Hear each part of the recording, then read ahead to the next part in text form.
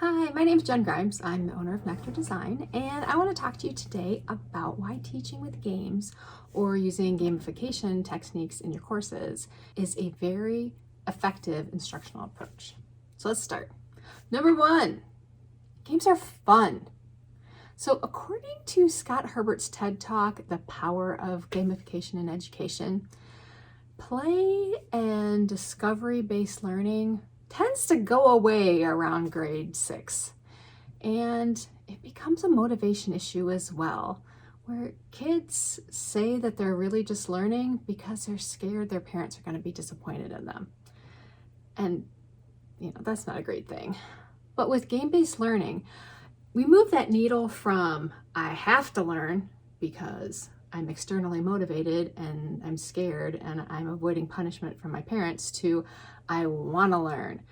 And that is more intrinsically motivating, and because it's fun to learn and you're learning for pleasure. In fact, there was a study that was done in Turkey that revealed that students experienced actual joy when they played an active role in game-based simulations. So that's awesome. Number two, well-designed games can lead to a flow state during gameplay.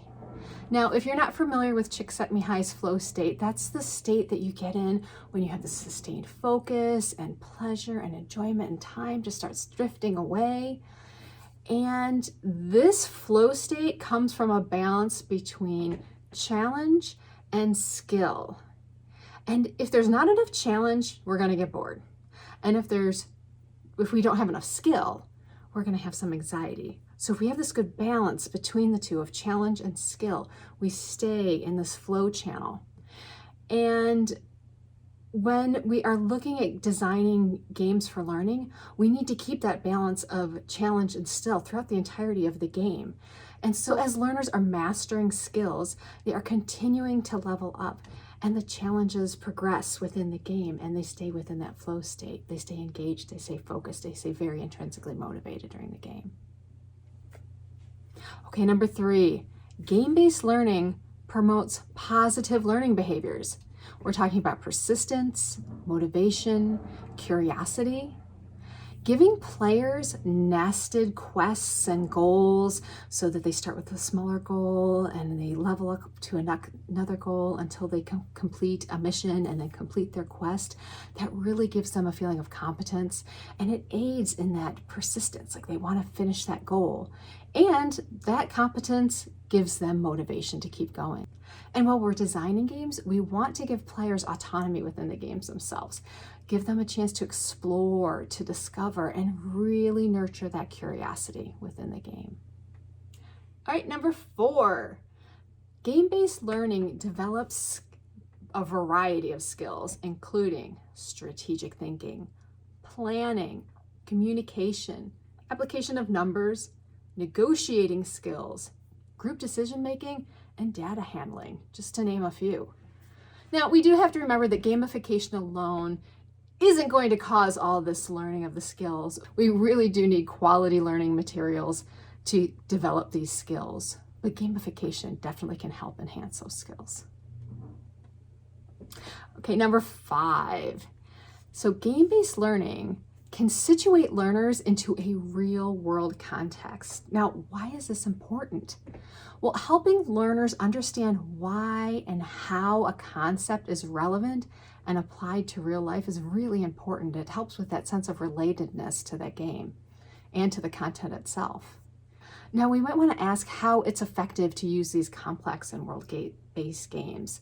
So it can be pretty pricey if you're starting from scratch. Well, we can make it easier for instructors by implementing off-the-shelf games that are already available. Something like SimCity EDU is an example of that.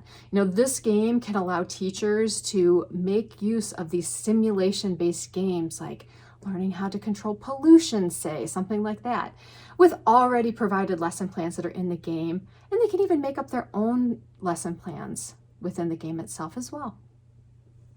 All right, number 6. Games can offer a rich and dynamic learning environment that is not necessarily available in the classroom. And learners can apply a big range of skills within these complex virtual environments. So let's take Minecraft for an example. Learners can apply building skills, they can look at physics, they can look at math skills, they can learn economics in this game, and all sorts of other skills. All right, number 7, the interactive nature of games gives a constant feedback loop during play. This is really important. Feedback can take the form of the real-time or just-in-time instruction as needed as you're going along in the game. You can also get feedback through rewards like badges or levels or points or leaderboards, things like that. That's also a way to understand if you're doing well and you're progressing in the game, you're learning the material. And what's also really interesting is this responsive feedback loop that you get throughout playing a game. It's really just a form of formative assessment. And we know that formative assessments are much more effective than summative assessments, particularly for younger learners. And lastly, number 8. Number 8, all games are essentially assessments when it comes down to it. Now, in typical gameplay, your players are going to interact with the environment of the game, whatever the game is. They're going to solve some problems, they're going to level up, and they're going to get feedback based on how well they do. And they're going to keep going until they win or they beat the game, right? And when we're looking at good learning design, what we really want to do is marry those learning objectives with the goals of the game and with your assessment strategy at the end, and have those all work in unison. So to wrap up, using games or gamification elements in your instructional design is a very effective instructional approach.